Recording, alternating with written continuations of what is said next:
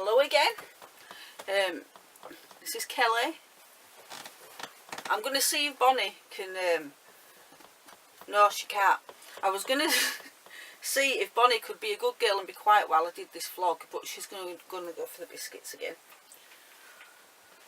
I'm going to do videos just on the dogs at some point because they're just too funny, and they obviously want to be on film because she's making the sound effects for me.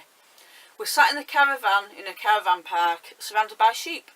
So I can't open the door unless I go outside with these dogs now. Otherwise, get this, I have got 2 border collies. If I open that door now, the sheep will chase my dogs. The sheep will chase my dogs. That is how ineffective my dogs are as sheepdogs. Thank you for the sound effects, Bonnie girl. No, come on, Bonnie. I'm going to try and ignore her. The reason I'm doing this vlog now is because I've had a revelation. And the revelation is come about while I've been writing my book. I'm writing a book about my own life, my own experiences, and I've actually realised there's 3 books. So I'm on page 80, which is pretty good going. I'm hoping that I can get it done by Christmas. Got 1 week to go. It's the 18th. 1 week today, Christmas Day. I've decided Christmas Day I am spending it on my own. I'm spending all Christmas on my own. And what's come to me while I've been writing is this. I'm writing about everything, like my relationships, my experiences and everything. And while I've been doing it, I realise I have always been on my own. Even in a relationship. Even in 3 marriages. 3 marriages, nothing. And I think that this writing has actually proven to be kind of like a therapy. Because I realised that whenever I looked for somebody, I was looking for something that I felt was missing inside of me. So for example, I used to feel like I'm hopeless. I can't do anything. I can't drive. I can't do anything. And so it sounds nuts, and the book is nuts, and when I read it I think, God, I am nuts, because I would date someone just because they had a car, or I would date somebody just because they had a job, or anything. And I realised that my relationships were all like business deals. It was also mutual. They used me because I had my own house. I had a job. So we used each other. It was a mutual thing. But I used to think I'm looking for a relationship because I'm nothing on my own. I'm just nothing. I'm only half a person. And that is honestly what I felt. And I don't know if that is something that's been ingrained into me by society or by my family or just myself. I don't know. But I had this real strong feeling that as a single woman I wasn't nothing. And that is really sad. That is really sad. And while I've been writing this book, it's been really emotional because I realised just how much I've put myself down. And then I wondered why relationships never worked. How can they work if you're looking for something else that's missing in you?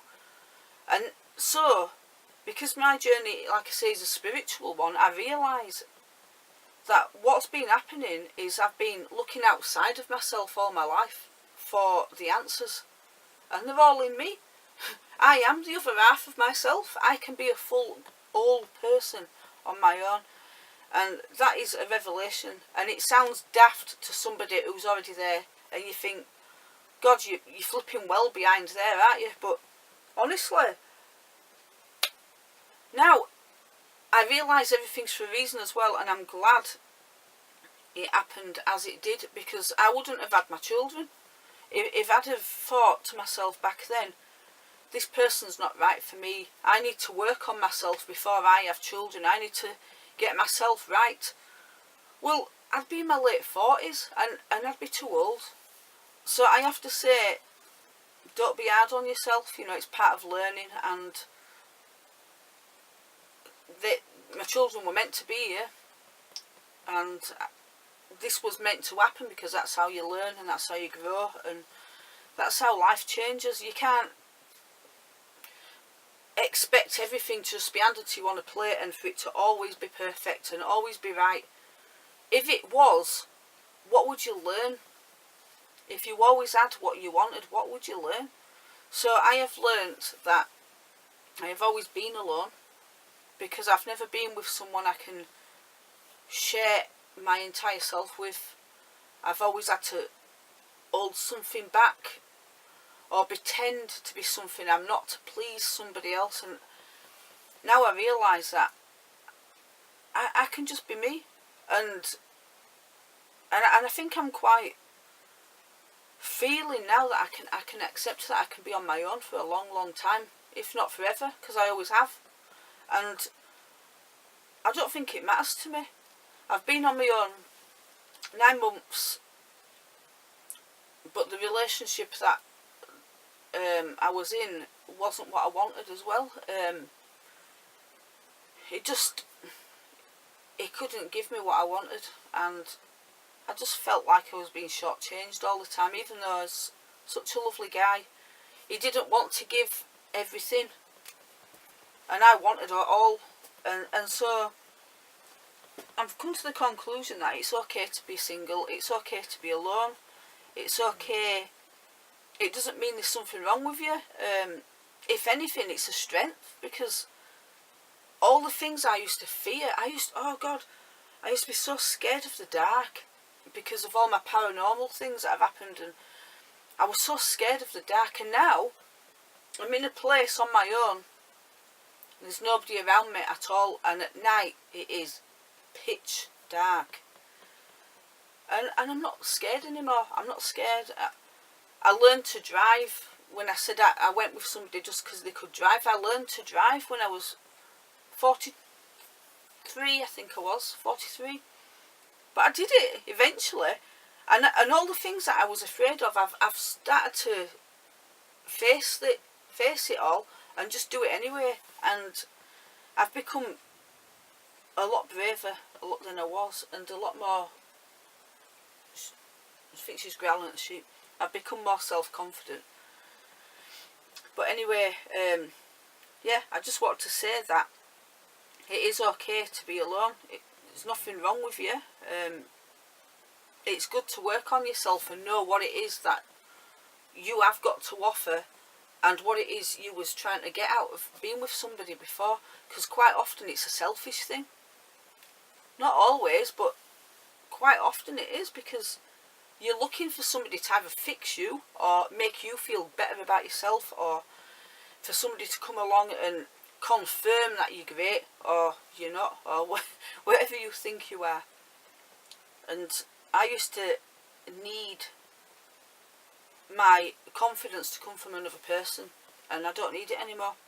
So I just want to say that it's fine to be alone, and also if you want to do some work on yourself, writing is, I can't believe how good it is. It's really powerful, because while you're doing it, these light bulb moments just keep coming to you, and you're like, oh my gosh, I never realised I was like that. I never realised how weak-willed I was, and how easily led I was, and how vulnerable and gullible and everything. And as I'm writing it, I realised I really was, and now I'm not as much. So Christmas I will be alone. I might do some videos at Christmas actually. Me and the dog is not celebrating, because it's okay to not celebrate Christmas. It's okay to not feel bad about being on your own. It's okay to enjoy doing nothing. One thing I am worried about is when I have to start work again. Oh gosh, come March, if I stay here, the season starts March, and that means getting up in the morning. Oh no, my body clock has gone. It's always been weird. I can fall asleep about 4 o'clock in the morning and get up at 11 in the morning, but everybody wants you to start work at 8:30 or 7:30, and my body clock's not right for a job. I need to be self-employed. I need to be living on my own land, preferably on an island. I like island life, and just doing my own thing, getting up when I want, going to bed when I want. I'm rambling. I do it all the time. This is the other problem about living on your own. You talk too much to cameras. God, because there's no one there. There's nobody there. I used to have a friend, right? I used to have an imaginary friend, but they fell out on me. And now I have to talk to the dogs and the camera. That's why I like writing, because I can talk to the book. Right, I'm going to go. I'll be back another day. I'm going to do a video on my doggies. We're going to have some fun times. Don't worry, babies. Right, I'm going to go now. Bye-bye.